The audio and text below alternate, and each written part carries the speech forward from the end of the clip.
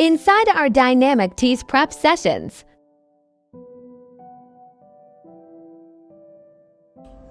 Are you finding that you struggle with standardized exams, especially the math section of standardized exams, especially with the TEAS test because you're trying to get into nursing school, right? Or dental hygiene school or physical therapy program or something like that? Well, we can help with that. I'm Dr. Brian Adkins. Let me show you what we do here, okay? This is a live class with some of my students. You can see them in the background. They're on the side there. Let's go over some questions together so I can show you what we do, all right?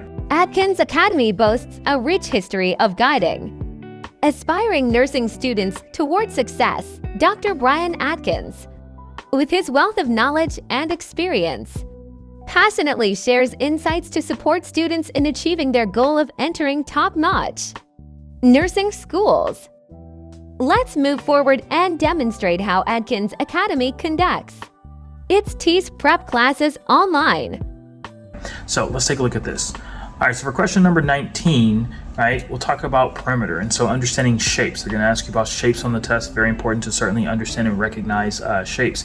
And so we'll talk about, squares and triangles and rectangles. But in this question, we got a perimeter, okay? And so the perimeter of a rectangle is going to be 2L plus 2W, okay? But now with this, they said that the perimeter is 64 feet, right? But the length of one side is 3 times that of the width. Okay, so how do we do that? Right, that's kind of weird, right? No.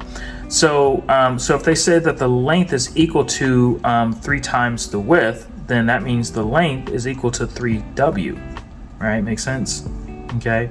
And so given that, W would be equal to W. Okay. And so with that, the perimeter of 64 feet would be equal to 2 times 3W plus 2 times W. Okay, so that means that 64 is equal to 6W plus 2W. So we can just deal with this one variable instead of both variables now. All right, makes sense? And so 64 is equal to 8W. We're going to divide both sides by 8. W is equal to 8. And so 64 divided by 8 would be 8, right? And so is that answer choice B here? So is that answer choice B, Atula? Okay, Atula says no, right? Yvette, is that answer choice B? Okay, Maria says yes, right? It's answer choice B, right? So the question is always, what did they ask you for? Not what you want to put, but what did they ask you for? And so what did they ask you for? Questions what they're asking you for, right? And so with that, they ask you for the length. And so we know that the width is 8, but what is the length? The length is equal to 3 times the width. And so therefore we're talking 3 times 8, okay? And so 3 times 8 would be 24. So the length would be 24, not 8. Don't fall into that trap on the test. Right? That's the kind of traps I'm talking about, okay? All right, so question number 20 here, what type of question is this? All right, so whenever you see this in the answer choices, you should be thinking, right, y is equal to mx plus b, right? And so y is equal to mx plus b, so equation of a line, okay? And so we have our our graph here. The line is here, and then it starts here and then goes up like this. And so let me ask you, does the line start off at 0, or does the line start off at something higher than 0 or lower than 0? Where does our line start? So what is our B term? So our B term is where the line starts. And so what is our B term? You have 3 new recruits, and you are currently making 42 burgers per hour. So this is your y-axis, this is your x-axis. Y represents the total number of burgers, right? And so given that, the number of burgers that we're producing right now, right, at our current staff of 3 recruits at time 0, right, would be 42, okay? Now, how many burgers more are we going to add, right, to our production if we add 1 more person? So if we add another person, right, how many more burgers will we make? Right, so Alfonso, absolutely right. So 14. So we're going to make 14 more burgers per hour, right, if we add another person to the line, right, to the burger flipping line, right? And so given that, that tells us that the rise is 14, right? The run would be 1 more worker, right? And so if the rise is 14 for each additional worker, right, then that means that the slope is 14. So this increases and runs by a factor of 14, okay? And so with that, then that tells us that 42 would be our B term. So 42 would be our B term, and our M would be 14, and our X would be the number of extra workers. Having just witnessed our TEAS math prep class, now let's delve into the TEAS science class led by Dr. Adkins.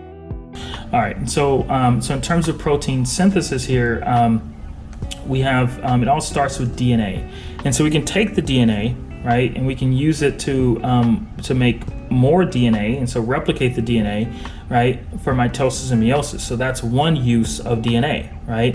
And so the enzyme that makes more DNA is DNA polymerase, right, which we talked about, right? So leading strand, lagging strand, all of that, okay? And obviously we use that to undergo cell division, mitosis, and meiosis, okay? The other option, the other thing that we can do with the DNA is we can use the DNA to make proteins. And so if we use the DNA to make proteins, then that's a totally different process, okay? So we take the DNA, which is nucleic acid, and we transcribe the DNA and make messenger RNA, okay? And so so this process is called transcription. And so we go from nucleic acid to nucleic acid. And so we go from English text to English speech, or vice versa, right?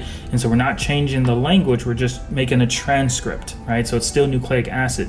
And so the enzyme that does that is called RNA polymerase. And so RNA polymerase is the enzyme that makes the RNA, okay? Now the RNA is going to leave the nucleus through a nuclear pore. So we talked about that, the function and the purpose of the nuclear pores, right? But also the nuclear envelope is to protect the DNA and keep things out. But the nuclear pores are to allow for things to come in and out of the nucleus that are needed to come in, okay? So we have the nucleus here with the cytoplasm here, okay? And so the messenger RNA is going to leave the nucleus, go into the cytoplasm, and the signal, right, depending on what gene is being transcribed, the signal will send it either to a free ribosome or to a bound ribosome. That will be encoded within the DNA, within the signal, and we'll kind of explain more of what we mean by that, okay?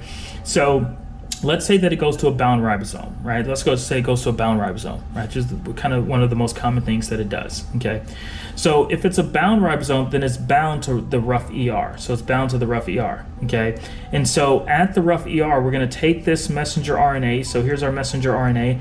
And with that, we're going to read the messenger RNA. These are tRNAs, so transfer RNAs. And these transfer RNAs are going to bind to the messenger RNA, and it's going to read the message from the RNA and basically turn it into an amino acid. And so here are amino acids. And so here's a string of amino acids. And so growing polypeptide chain, okay? And so with that, that gives us the primary linear protein, okay? Now these amino acids, these individual amino acids are held together by peptide bonds. And so that's what we talked about here. And so the peptide bonds are holding these individual amino acids together. Now we went from nucleic acid, which is the messenger RNA, to a protein, right? Which is a totally different chemical structure and literally one that needs to be coded for, right? And so it's not just changing the protein or changing the nucleic acid, the nucleotide, it's literally reading the nucleotides and putting in a totally separate chemical molecule, okay? So we'll talk about that. All right, so with that process is called translation. We're literally translating from English to Spanish, right? And so a totally different language, okay? And so with that, once we get this primary linear protein, we then send it into the rough ER because it's rough because it's positive for ribosomes, so it has ribosomes attached to it. And so it then undergoes post-translational modification, so PTM, like we talked about before. And so this is where we get these alpha helices and these beta pleated sheets, right? And these disulfide bridges as well. And so these alpha helices will start to form because of the rotation. So you can see what an alpha helices looks like down here. Up next is the English prep class. But before we continue, take a moment to watch this informative video.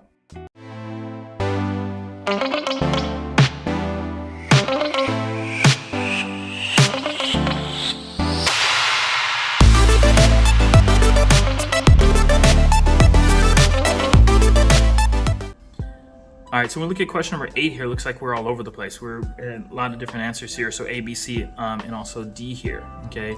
So let's go through these and let's talk about this, right? So with that, is there a spelling error? Where's the spelling error? Which word is misspelled? So I think someone put D there. So Tamati, what do you see? What's misspelled there? Okay, yeah, there's no spelling error there, right? So nothing is out of place in terms of spelling, okay? All right, so with that, is there a punctuation error? So I think a couple of you put punctuation. So Monica, where's the punctuation error? What do you think is wrong with the punctuation? Rosie, go ahead and help us out. Brittany, what's wrong with the punctuation? So you all put answer choice B here. So what's wrong with the punctuation? Is there a punctuation error here? What's wrong with the punctuation? Go ahead, Brittany. Okay, Brianna, I see you typing there. What's wrong with the punctuation?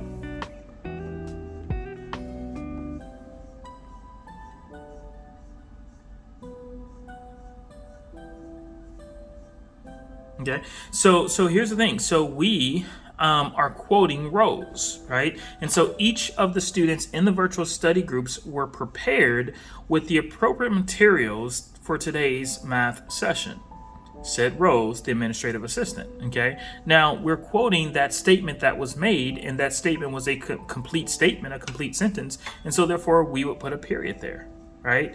And then continue with the rest of the sentence, whether it's a question mark at the end, or a comma, or a period, or some other form, right? And so with that, yes, we quoted Rose, and so we did a complete quote with a period at the end. And so absolutely right, there's nothing wrong with that there, and so that is not a punctuation error. That is not a tense error. Okay, and so I told you, anytime you have each, anyone, someone, somebody, anybody, everybody, nobody, right, you want to make sure that you check. Okay, so what are our prepositional phrases here? Let's get rid of the prepositional phrases so we understand where our subject is. So what are our prepositional phrases here? So what are the prepositional phrases? Okay, and so right, so of the clients, and so given that of the clients is not the subject of the sentence. Anything else? What else? So of the clients is definitely not a part of the subject, right? Or as clients is not a part of the subject. So what else? Yeah, so in the virtual study groups, right? So groups is not the subject here, right? Given that there's no need to put were, right? So it's not plural, it's singular, right? So given that each was prepared, so each of the students, each client, each person was prepared. So Voices of success.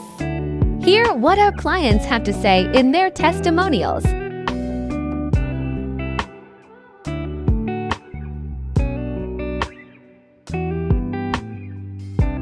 Presenting the examination outcomes of our students.